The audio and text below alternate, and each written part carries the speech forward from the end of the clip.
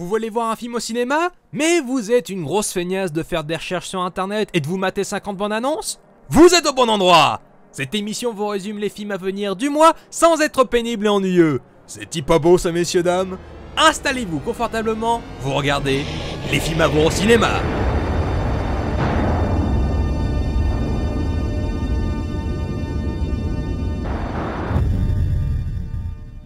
Bonjour chers amis spectateurs, bonne année et on commence le mois de janvier avec Bienvenue à Marwen, le nouveau film de Robert Zemeckis, le réalisateur de Qui veut la peau de Roger Rabbit, la trilogie Retour vers le futur, le Pôle Express et bien d'autres encore. Bienvenue à Marwen raconte l'histoire de Mark Hogenkamp, un artiste qui, après une violente agression et plusieurs jours dans le coma, va devenir amnésique.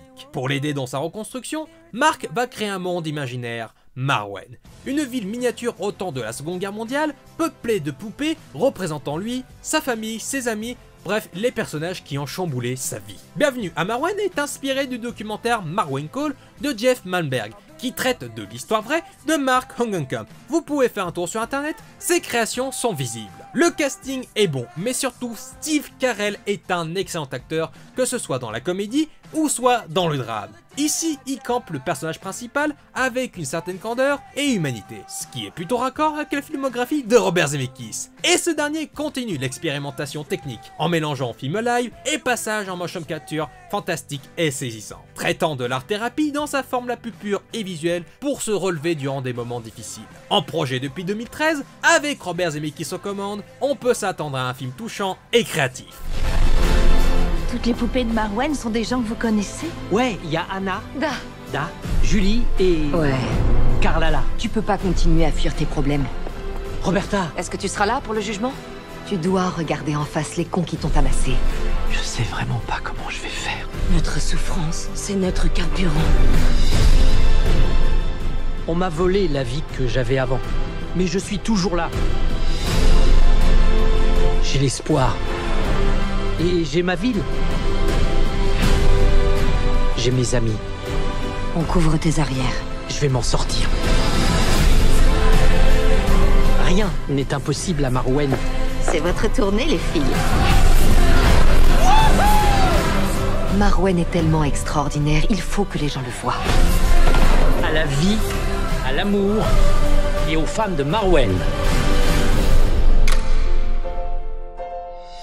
On continue ce mois de janvier avec Edmond d'Alexis Michalik, dont c'est le premier long métrage, qui est une adaptation de sa propre pièce du même nom, parue en 2016. Edmond raconte l'histoire de... Gérard? Non, bien sûr, d'Edmond Rostand, auteur en pleine galère, qui n'a rien écrit depuis 2 ans et qui doit élever ses 2 enfants. Mais tentant le tout pour le tout, il va voir Constant Coquelin et improvise une pièce où le personnage principal serait Cyrano de Bergerac qui aurait un grand nez. C'est là le début de beaucoup de galères pour Edmond. Pas grand chose à dire à part que ça peut être un très chouette film comique, s'appropriant et remodelant la vérité historique sur les origines de cette pièce mythique, avec une pléthore de bons acteurs. Thomas Siliveres en Edmond qui va trouver un de ses meilleurs rôles, Olivier Gourmet en Coquelin, et également la présence de Mathilde Seigné et de Clémentine Célarié dans un film aux répliques ciselées. Donc à voir. On enchaîne avec l'heure de la sortie de Sébastien Marnier, réalisateur d'Irréprochable, avec Marina Foïs, sorti en 2016. L'heure de la sortie est adaptée du livre du même nom, écrit par Christophe Dufossé, paru en 2002, et raconte l'histoire de Pierre Hoffman, qui intègre le prestigieux collège Saint-Joseph afin de remplacer un professeur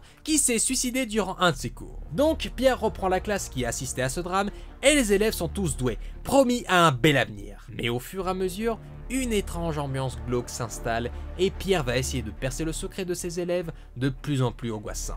Thriller français oppressant qui s'annonce très bon, avec un casting efficace dont Laurent Lafitte qui n'a plus rien à prouver et une réalisation appuyant bien le suspense et la tension grandissante. L'heure de la sortie s'annonce excellent et une très bonne surprise. Les retours sur ce film sont positifs, donc j'en dis pas plus, foncez le voir.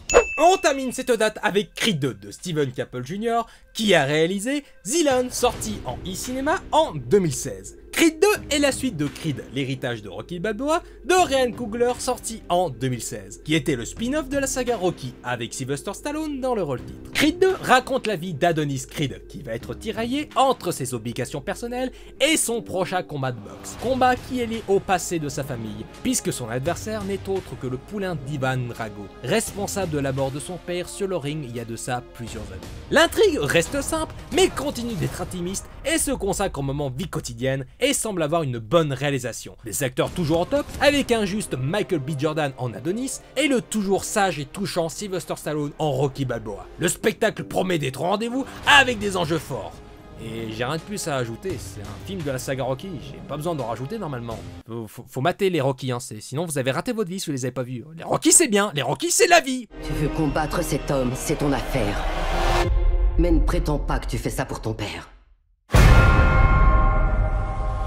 This here is all about my wife, my kids, the life that I live. Through the night, I was his, it was right what I did. My ups and downs, my slips, my falls, my trials and tribulations, my heart, my walls. J'y survivrai. Et toi aussi. C'est obligé parce qu'on est une équipe.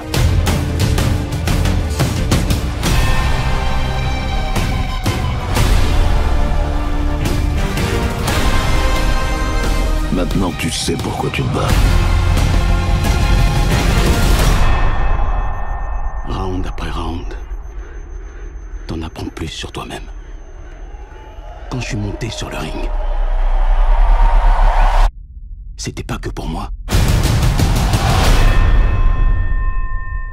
On continue avec Glass de M. Night Shyamalan, réalisateur de Sixième Sens et de Signe. Glass est la suite de Split, sorti en 2017, et ça c'est du spoil, désolé, j'ai pas le choix, la suite également d'Incassable, sorti en 2000. Glass se déroule peu de temps après les événements de Split, où Kevin devenu la bête, l'homme aux 23 personnalités, est poursuivi par David Dunn, un justicier incassable. Les deux personnages vont être internés en asile, où se trouve déjà Elijah Price, un homme souffrant d'ostéogenèse. Un mot compliqué pour dire que ses os sont très fragiles. Homme qui semble détenir des informations sur les deux hommes. Suite crossover inattendu depuis sa sortie, et suite attendue depuis 19 ans, moult fois retardée à cause du succès mitigé d'Incassable, les personnages appartenant à Disney et la côte descendante de M. Night Shyamalan au fur et à mesure des années. Glass s'annonce être un excellent spectacle avec encore une réflexion sur le monde des super-héros et la psychologie humaine. Film qui promet des révélations, des retournements de situation, un combat autant physique que psychologique porté par un casting d'enfer. Bruce Willis en David Dunn qui retrouve un de ses meilleurs rôles. Jess McAvoy en Kevin juste magistral et survitaminé. Et enfin Samuel L. Jackson en Elijah Price qui promet d'être manipulateur et machiavélique à souhait. Le tout avec une réalisation millimétrée. Après autant d'années de galère, M. Night Shyamalan a enfin pu se faire pardonner du public et a enfin pu briser la glace. Ouais, je sais, je suis drôle. Et pourtant, c'est vrai. Mes os se brisent facilement. J'ai eu 94 fractures dans ma vie. Mais vous avez un QI exceptionnel. Ce n'est pas un dessin animé, c'est le monde réel. J'y crois pas. Et pourtant, certains d'entre nous ne meurent pas sous les balles. Certains d'entre nous sont capables de tordre l'acier. J'ai hâte que le monde sache enfin que nous existons. Puis-je rencontrer la bête? J'espère pour toi qu'il va t'accepter. J'ai l'impression que les vilains sont en train de s'unir. Beaucoup de gens vont mourir. Ne fais pas ça. Êtes-vous prêts?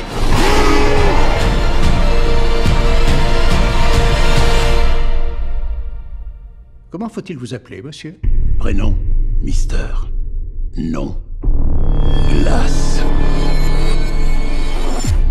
On continue avec La Mule de Clint Eastwood, réalisateur de Sully et du 15h17 pour Paris. La Mule est inspirée de l'histoire vraie de Léo Sharp. En 2011, il a fait le passeur La Mule pour le cartel de Sinaloa. Faut comprendre le cartel mexicain quoi. Et je vais pas aller plus loin parce que ça risque éventuellement de spoiler le film. La Mule raconte l'histoire d'Earl Jones, vétéran de la Seconde Guerre mondiale, ayant raté sa vie personnelle et professionnelle. Il accepte à 90 ans d'être chauffeur pour le cartel mexicain, et les ennuis vont rapidement s'enchaîner pour ce vieil homme voulant se racheter. Nouvelle réalisation et enfin nouveau rôle pour Clint Eastwood au cinéma après sa dernière apparition dans Une Nouvelle Chance, sorti en 2012, qui était une de ses réalisations. Pour son nouveau film, Clint Eastwood s'offre un casting de luxe en la présence de Laurence Fishburne et enfin le retour de Bradley Cooper, son Chris Kyle d'American Sniper. Entre tensions permanentes, quotidiens compliqués, drogue, armes, traques et remise en question, La Mule promet d'être un bon film comme Clint Eastwood sait si bien les faire et un excellent moment de cinéma.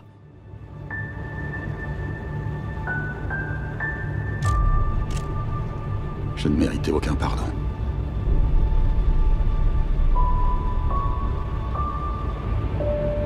C'est la dernière fois. Je le jure devant Dieu. C'est la dernière fois.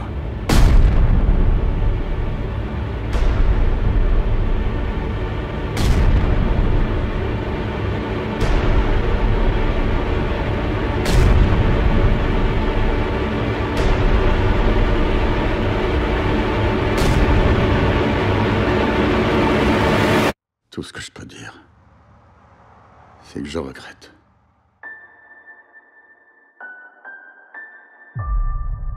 On termine ce mois de janvier avec Minuscule, les mandibules du bout du monde, réalisé par Hélène Giraud et Thomas Sasbo, déjà réalisateur sur le premier Minuscule, La Vallée des Fourmis Perdues, sorti en 2014, et créateur-réalisateur de la série originale Minuscule, la vie privée des insectes, diffusée entre 2006 et 2012. Minuscule, les mandibules du bout du monde, raconte l'histoire de nos amis les insectes devant faire leurs provisions pour l'hiver. Mais durant leur opération, une coccinelle se retrouve dans un colis qui va être envoyé au Guadeloupe. Pour la sauver, il faut reformer l'équipe, la coccinelle, la fourmi et l'araignée qui vont devoir aller jusqu'au bout du monde. Mélange d'animation 3D et prise de vue réelle, Minuscule 2 possède un univers graphique poussé, joli et mignon. Assez rare de voir ça dans les productions actuelles, et des effets spéciaux réussis pour une telle entreprise. Ça a dû être un travail de fourmi. Comment je suis trop drôle dans cet épisode. Même si l'histoire est enfantine et parle donc plus à un jeune public, l'humour lui reste inventif et peut vraiment faire mouche. Et je jure, celle-là, je l'ai pas fait exprès. Même si ce n'est pas une révolution au niveau de son intrigue, on peut passer sans doute à un bon moment familial devant ce film. Ouais, allez le voir. Nouveau monde, nouvelle rencontre, nouveau danger.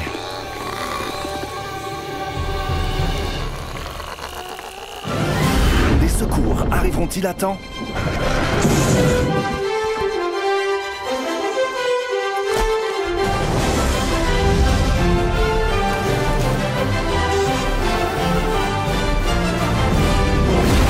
Minuscule 2, l'aventure repart de plus belle. Voilà, c'était les films à voir au cinéma du mois de janvier. Il y a de quoi faire pour vous, tous les genres possibles, pour tous les âges, donc si vous allez voir un film ce mois-là au cinéma, profitez-en bien. Donc, je vous dis à plus et à la prochaine. Salut!